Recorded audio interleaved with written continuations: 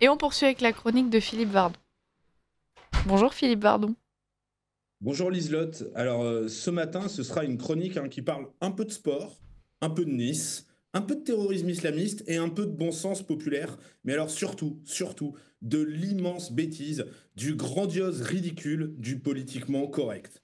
Alors en effet, samedi dernier, à l'occasion du match de football entre le l'OGC Nice et l'Olympique Lyonnais, nous en avons eu vraiment une très belle démonstration. Alors, je vous laisse vous projeter un peu, chers auditeurs. Nous sommes à Nice, à l'Alliance Riviera. Les joueurs niçois font un bon match. Pas toujours. L'ambiance est chaude. Et voici que des chants montent avec ferveur de la tribune des supporters ultra de Nice, la Populaire Sud. Enfin, quand je dis des chants, on est dans un registre un peu viril, tant sur le volume que sur le propos. Alors, je prie les oreilles chastes de s'éloigner de leur poste ou de baisser le son un instant. Daesh, Daesh, on t'en... bon, je m'arrêterai là. Vous avez compris que ce n'est pas Daesh, on t'embête, ni on t'ennuie, je pense.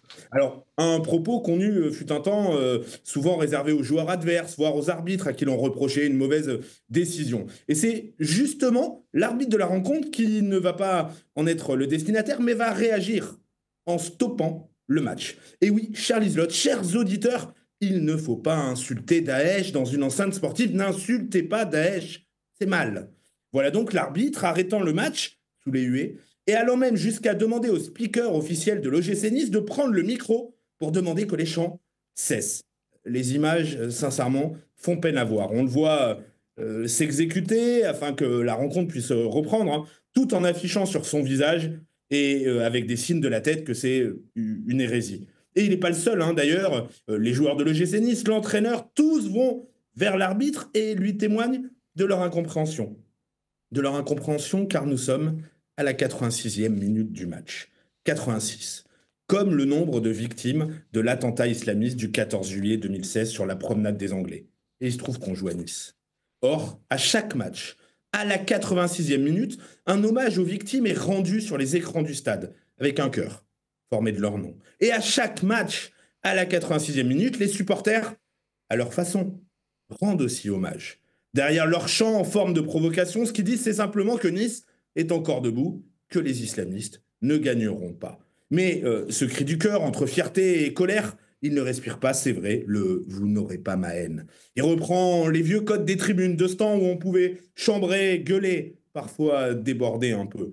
Tout ce qu'on veut effacer, en somme, nous sommes à l'heure aujourd'hui des droits de retransmission télé, pas des tribunes populaires et de leurs fumigènes colorés. Nous sommes dans la Ligue 1 McDo, en direct sur Bein Sports, plus dans le match du dimanche et le football populaire. Alors, qu'a entendu l'arbitre? Seulement la seconde partie, le mot interdit, justifiant l'arrêt du match dans la folie de l'hygiénisme mental qui doit désormais régner partout. Alors le journal sportif L'équipe, qui est aujourd'hui un des grands temples du politiquement correct, a parfaitement illustré cet état d'esprit en titrant sur des, j'ouvre les guillemets, chants homophobes contre Daesh. On peine à comprendre comment celui qui a rédigé ce titre ne s'est pas rendu compte du ridicule de ces mots. Oui, bien sûr, à Nice, l'incompréhension a cédé à la condamnation. Côté club, évidemment, avec le président de l'OGC Nice qui a dit ce qu'il en pensait à la fédération. Côté politique aussi, avec votre serviteur, vous l'aurez compris, mais aussi Éric Ciotti et même Christian Estrosi. Mais je crois que la réflexion doit dépasser ce seul match.